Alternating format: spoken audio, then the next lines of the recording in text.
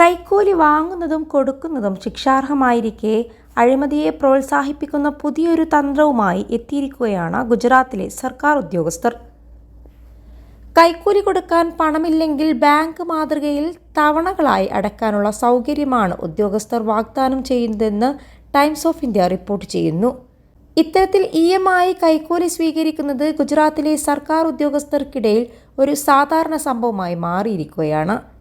പ്രതിമാസ തവണകളായാണ് കൈക്കൂലിയുടെ അടവ് വരുന്നത്.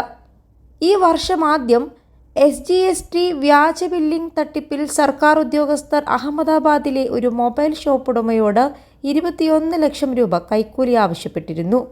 മുഴുവൻ തുക ഒരുമിച്ചടക്കാൻ ബുദ്ധിമുട്ടാണെങ്കിൽ പ്രതിമാസം 2 ലക്ഷം രൂപ വീതം തവണകളായി അടച്ചാൽ മതിയെന്നായിരുന്നു മനസാക്ഷിയുള്ള ഉദ്യോഗസ്ഥർ ആവശ്യപ്പെട്ടത്. സമാനമായ മറ്റൊരു കേസിൽ സൈബർ ക്രൈം യൂണിറ്റിലെ ഒരു പോലീസ് ഉദ്യോഗസ്ഥൻ 10 ലക്ഷം രൂപ കൈക്കൂലിയാണ് ആവശ്യപ്പെട്ടത്. 4 ഗഡുക്കളായി അടച്ചാൽ മതിയെന്ന വിട്ടുവീഴ്ചയും ചെയ്തു. സൂറത്തിലെ ഒരു ഡെപ്യൂട്ടി സർപഞ്ചും താലൂക്ക് പഞ്ചായത്ത് അംഗവും ഉന്നത അധികാരികൾക്കിടയിൽ പ്രചോദനം ഉൾക്കൊണ്ട് EMI കൈക്കൂലി വാങ്ങാൻ തുടങ്ങിയെന്നാണ് റിപ്പോർട്ട്. +2 ഡിഗ്രി കഴിഞ്ഞവർക്ക് വേൾഡ്സ് ഫസ്റ്റ് AR/VR ക്ലാസ് റൂമിലൂടെ സ്മാർട്ട് ഫോൺ എഞ്ചിനീയർ ആവാം. കൂടുതൽ അറിയാൻ വിളിക്കൂ ബ്രിഡ്കോ ആൻഡ് ബ്രിഡ്കോ. ഒരു കർഷകന്റെ കൃഷിയിടം നിരപ്പാക്കുന്നതിന് 85,000 രൂപ കൈക്കൂലി ആവശ്യപ്പെട്ടു. കർഷകന്റെ സാമ്പത്തിക ബുദ്ധിമുട്ട് തിരിച്ചറിഞ്ഞ് പ്രതികൾ 35,000 രൂപ മുൻകൂറായി വാങ്ങുകയും ബാക്കിയുള്ള തുക 3 തുല്യ ഗഡുക്കളായി അടയ്ക്കണമെന്നും നിർദ്ദേശിച്ചിരുന്നു. EMI കോഴ സമ്പ്രദായം ജനപ്രീതിയാർജിച്ചുകൊണ്ടിരിക്കുകയാണെന്നും കേസുകളുടെ എണ്ണം വർദ്ധിക്കുകയാണെന്നും ഗുജറാത്ത് അഴിമതി വിരുദ്ധ ബ്യൂറോയിലെ ഒരു മുതിർന്ന ഉദ്യോഗസ്ഥൻ ടൈംസ് ഓഫ് ഇന്ത്യയോട് പറഞ്ഞിരുന്നു. ഈ വർഷം മാത്രം 10 കേസുകൾ റിപ്പോർട്ട് ചെയ്തിട്ടുണ്ടെന്നും അദ്ദേഹം കൂട്ടിച്ചേർത്തു. ഈ രീതിയിൽ പുതിയതല്ലെന്നും കുറച്ചു കാലമായി തുടരുന്നുണ്ടെന്നും ACB ഡയറക്ടർ ഷംഷേർ സിംഗ് അഭിപ്രായപ്പെട്ടു. ഇതൊരു പുതിയ സംഭവമല്ല.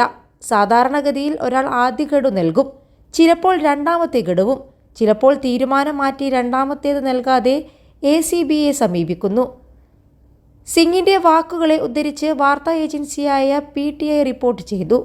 40,000 രൂപ കൈക്കൂലി വാങ്ങിയതിന് CID ക്രൈം പോലീസ് സബ് ഇൻസ്പെക്ടറെ ഗാന്ധിനഗറിൽ ACB അറസ്റ്റ് ചെയ്തിരുന്നു.